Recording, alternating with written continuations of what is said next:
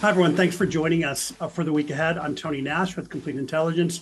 We're joined by Albert Marco and Tracy Schuchart as usual. And Sam is out this week and he's fishing. So we'll hope he sends us some when he's back. We saw some good fish pictures though. Great pictures from Maine or Vermont or wherever he is. So it's just beautiful up there. So this week, we've got a couple things on tap. First, we're talking about the European drought. We're looking at the costs. We're looking at the energy impacts, industry impacts. We're looking at coal, more broadly energy, but specifically coal, and what will some of the coal issues, how will that impact, say, refineries and other downstream activities. Finally, we're looking at inflation. It's been covered to death this week, CPI PPI, but we're going to kind of put a few words in on it, and then we'll look at the week ahead. So before we get started, please like this video, please subscribe to this video, please give us your comments. We always do come in, we always do respond to comments, even if they're negative. And also, we have our $50 a month promo for CI Futures, which is our subscription platform for everything that's traded and everything economics, top 50 countries. So currencies, commodities, equity indices, $50 a month. You can do it a month at a time. You can do it a year at a time. Check it out. We do forecast 12-month horizon. You can see our error rates. You can see correlations and everything for every single asset that's on there. So this is a limited time offer. I think it's only for another 2 weeks. Limited time offer. Please check it out. Please subscribe. Biggest thing you have at risk is $50 and you can cancel. All right. So thanks very much for that, guys. Let's dive into this for Europe. I want to look at, there have been a couple of things out, stories out today about containers on the Rhine not being able to get, there's a tweet from Bloomberg Energy that we're showing where a container company can't get containers up the Rhine. And, obviously the heat and the drought, and there are a number of issues for Europe and Germany specifically. So Albert, can you kind of go into that? And we're going to switch to the water levels on the Rhine as well. So you can see the red line is, well below level year to date for water levels on the Rhine. So Albert, can you kind of help us understand what's going on there and what the impacts are going to be? Yeah, I'll circle back to Germany, but there's other countries that are having similar problems at the moment. You have the Italy's Po River is just completely dried up. It's unbelievable. The UK suffering the same effects. Heat waves are hitting France, and this is really bad timing, especially when it comes to inflation, because the commodities and energy prices are skyrocketing. Now they have problems for irrigation of their crops. They have problems for transportation down certain riverways. So, the costs are just set to inflate even further from this point on. Germany, being pretty much the economic engine of Europe right now, is just absolutely taking it on the chin month after month. And this is certainly something that they don't really need to be happening at the moment. The Rhine River, like you were saying, has big effects for multiple industries, specifically energy. I mean, they just can't get things up and down the river at the moment, and the stuff that they can get down the river, the shipping costs have gone. I don't even know what the rate is, but last time I saw it was like 2 or 3 times the normal rate. So it's like, at this point, it's like the Europeans, they need a winter where they have a lot of snow or a lot of rain. Otherwise, they're facing a financial crisis come So let me ask you this. This is going to sound pretty ignorant, but I live in Texas. It's really hot. You live in Florida. It's kind of warm, a little bit beautiful, great place to move if you're from California. But it's easy for us to say, gosh, we deal with heat all the time. It's not a big deal. But Europe is a lot hotter than it usually is, right? So how much hotter is it? 5-10 degrees Celsius, or? I wouldn't say that. I mean, maybe it's the timing of the heat waves is really bad with the droughts. That's the problem, because it's not exponentially hotter than it was previous summers, but it's just the timing of it is really bad, and there's been no rainfall. Europe's always had a problem with fresh water supply, and that's why the United States has been blessed, is we have ample fresh water. Yep. I mean, forget about the Lake Mead stuff that you hear right now. Yep. I'm talking about in the farm, the Midwest, where all the farms and all the industry is, have ample fresh water. Europe doesn't have that, and they're suffering for it right now. Now, the key crop. So we've talked about energy before, and you've said, France, they've kind of got their act together, and they don't have to worry like a Germany or an Italy does. How is France doing compared to the other places? Are they? I'm sure they're suffering, but are they a little bit better put together? They are a little bit better put together. They have ample food supply that sustains their nation. I think they sold 40% of their wheat crop to China, which I think is probably going to hurt them later on in the year as the drought persists. But for France right now, they're actually sitting far better than Germany is. Okay, great. So let's dig down a little bit more on energy. So Tracy, you mentioned before we got on that Europe just embargoed Russian coal, right? And so with all of the issues and the industry issues in Germany, how much worse does that embargo make things? Before we get into coal prices and all that stuff, how much worse does that make things, the embargo on Russian coal?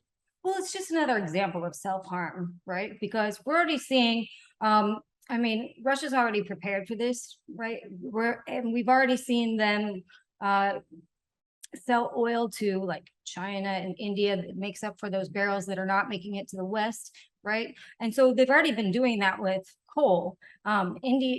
Russia's actually become India's third largest supplier within the last couple of months. And to avoid Western sanctions, they're also paying in yuan and the Hong Kong dollar, right? And that's not to say that the US dollar, they're trading dollars for those currencies to avoid Western sanctions. So it's not that they're not using dollars anymore, but it is that they figured out a clever way to get around sanctions. Just circumvention, right?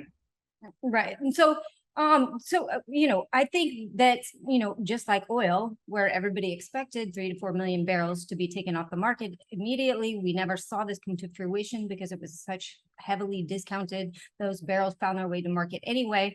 And so is Russian coal, to be honest. So really, this hurts Germany more than anything. That said, the flip side of that is that the beneficiaries of that policy are going to be Australia, the United States, Colombia, and South Africa. Okay, so if we look at Australia, just to kind of focus in on there, China barred Australian coal, what, 2 years ago, year and a half ago, something like that? Yeah. Right. So is there ample supply in Australia to support Europe? And is that new? Have they already been redirecting things to Europe? I mean, they've already been redirecting things everywhere else because demand has suddenly gone up, right? And not, globally. So what we're seeing, if we look at the benchmark Australian price, which is Newcastle coal, their prices are at about 400 AUD, which is about $284. Let's pull up that chart. Okay, so I've got that chart up now on the coal prices. So that's like $284 in USD.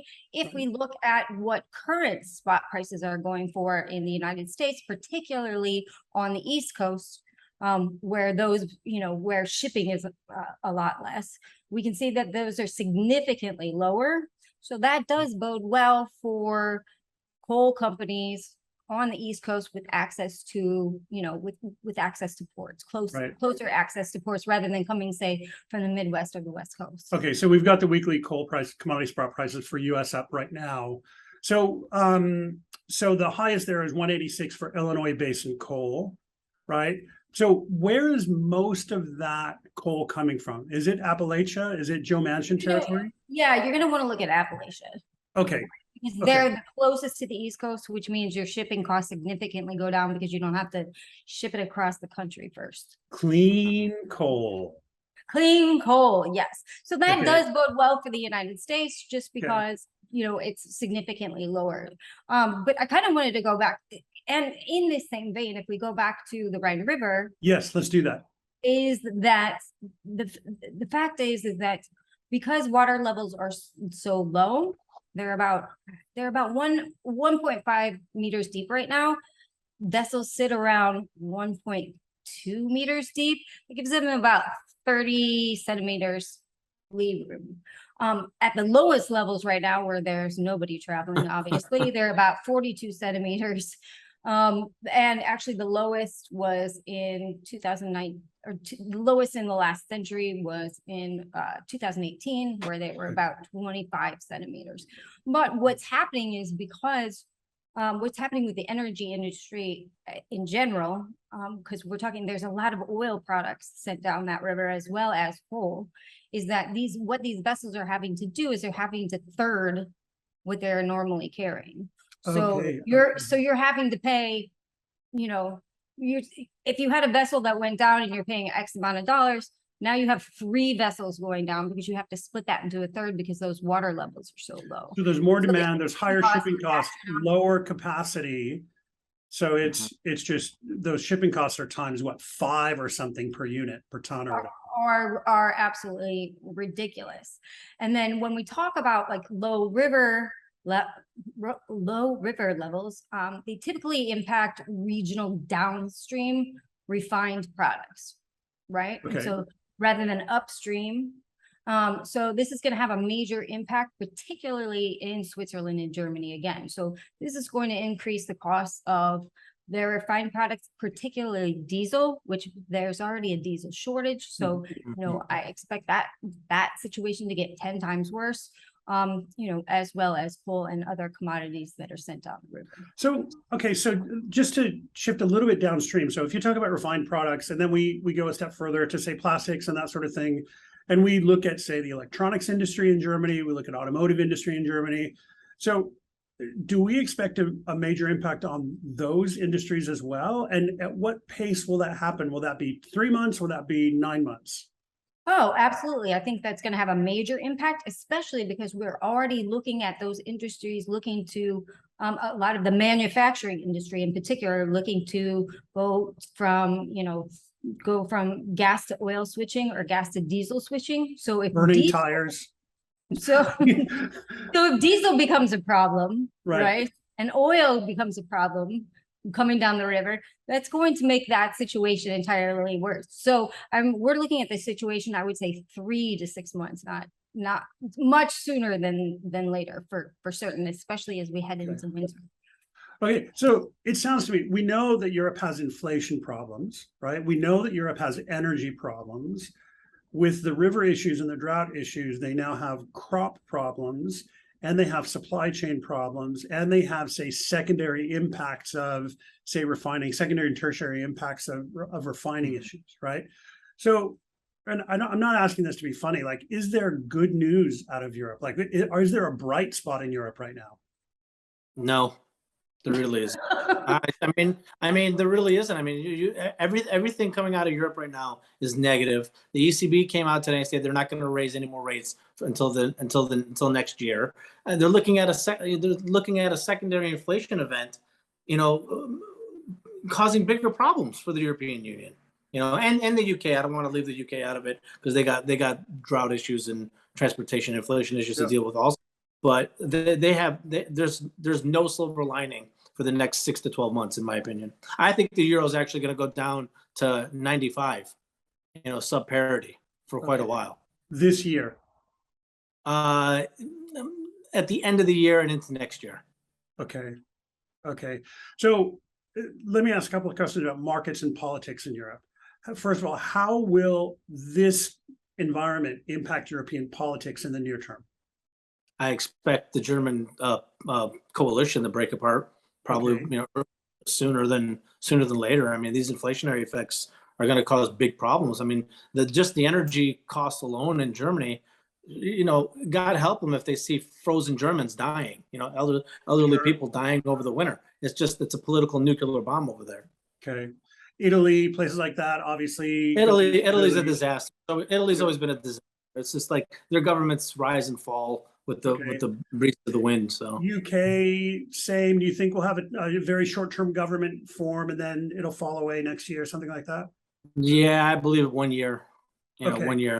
This will last about a year. The French government's a little more stable, but you know, even them, Macron lost the majority there. But you know, Europe right now is in turmoil. The Dutch, same problems with the Dutch. You know, all these coalitions that have slim majorities are just going to start, you know, start breaking apart. Okay, so ECB has kind of lost its backbone. European politics is in disarray. What the euro is likely to devalue or depreciate to 95. What other, let's say, how are you playing, say, in a broad sense, equities in Europe? Do you think it's a real danger zone for the next 6 months, or are there bright Well, in equities? danger zone, when there's blood in the water, you want to start buying. I would look at what's systemically important to the European Union, like, Deutsche Bank, French Bank, Societe Generale, BASF. These systemically important components to the economy have to be shored up, so they'll get bailouts or support or whatnot as stimulus packages. That's where I'd be buying probably in January, February. Okay. Yeah, I mean, I agree. I think what we're already seeing a ton of bailouts, is particularly in utilities right now, and so obviously, those are going to help those stock prices. And so, I expect we just hit the tip of the iceberg with Uniper, right? And there's a lot more to come. So that's those are the sectors that I would be watching. Wow, that's pretty bad news. Okay, well, Tony, it's almost to the point where European equities will be cheaper than Chinese equities. That's where we're getting to. Okay, that's good to know. We'll keep an eye out for that. Okay, let's move on to inflation. So everyone's covered CPI and PPI this week. Please don't turn off the show right now. We're gonna say something. But I did a survey yesterday, very scientific, very statistically valid Twitter survey yesterday, looking at in light of CPI and PPI, where do we think Fed rates will go? And it's pretty much a tie between 75 and 50. So, I wonder, guys, we heard for days there was zero month-on-month inflation, right? CPI inflation, and we saw negative PPI inflation. Zero. I mean, these are the things that you look at when there's hyperinflation, right? We can't find good news in the year-on-year, so let's look at incremental data. So do you think we've hit peak inflation in the US? No.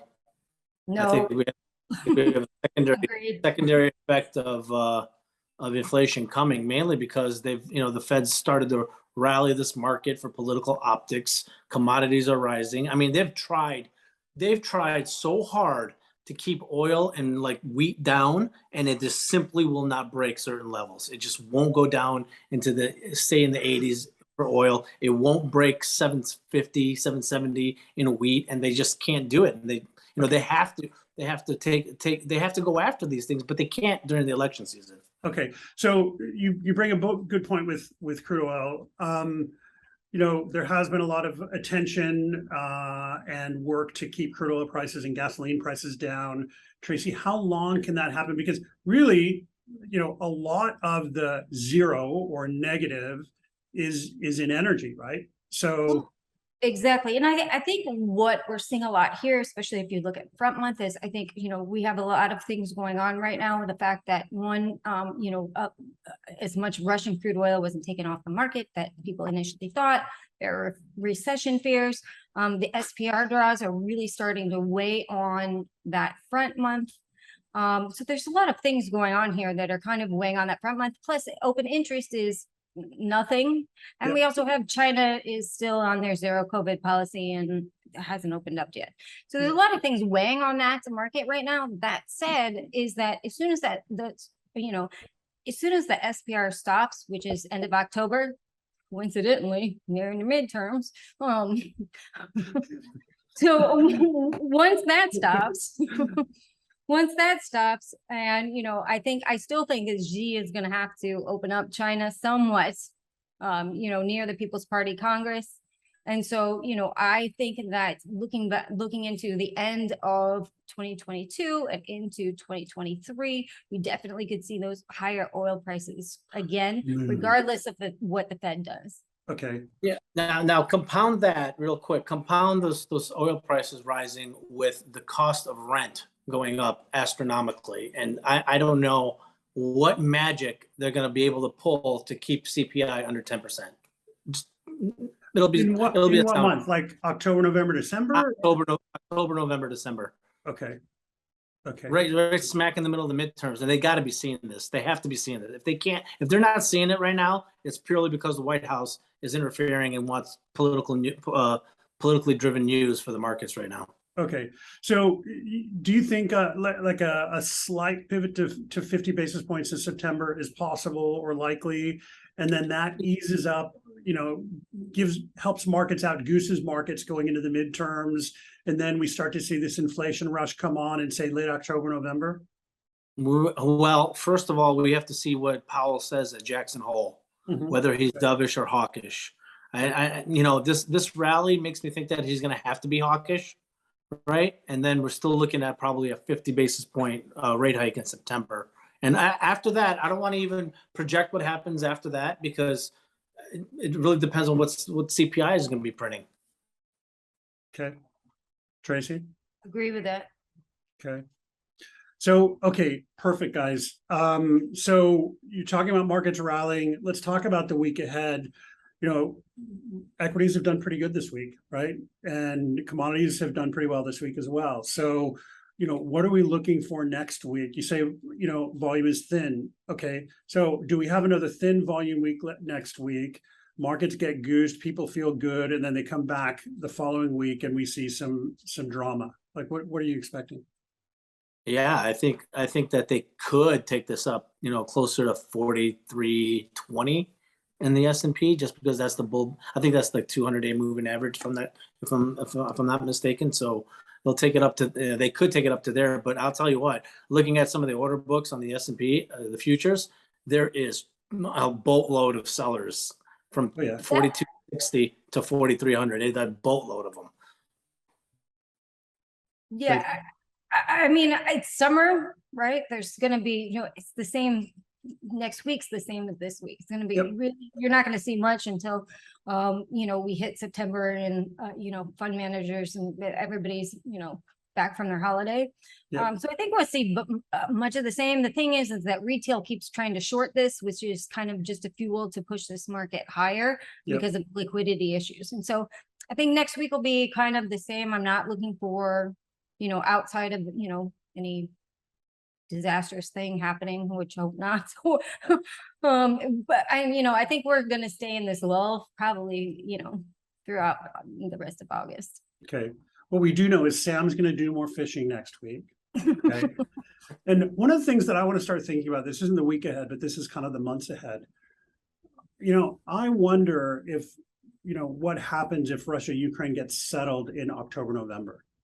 That changes calculations pretty dramatically. So I'm starting to work on that hypothesis as well. Yeah, it depends on what a settlement is and whether Western sanctions still continue to bite the Russians, which they're obviously going to retaliate economically. So a lot of definitions need to be dealt with there. Yeah, good. Guys, thank you so much. Really appreciate this. Have a great weekend and have a great week ahead. All right. Thanks, Tony. Thank you. Thanks, guys.